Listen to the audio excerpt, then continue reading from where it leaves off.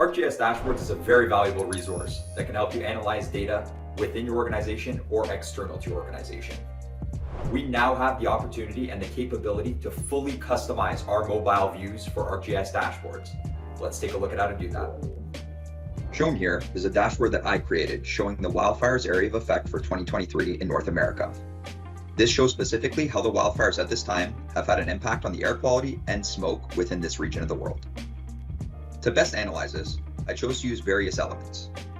As we normally set up our dashboard, I've configured this dashboard with a map, a table, and details. Along with this, I decided to include a bonus of a legend and a pie chart. After configuring my dashboard to look the way that I want it to look, while still showing all that key information that I would like to show to my audience, I decide that I would like to configure my mobile view and try to show only what is necessary in a simple design. To start, we'll navigate to the left side of our screen and select the little view icon. From here, we can choose to add a mobile view.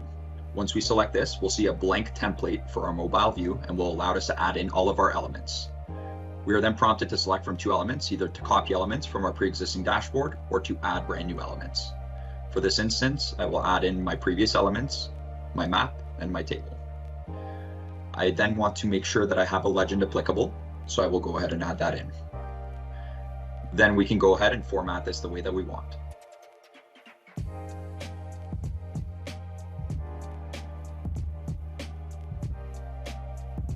And there we go. We now have our mobile view ready to go and ready to use on our mobile devices.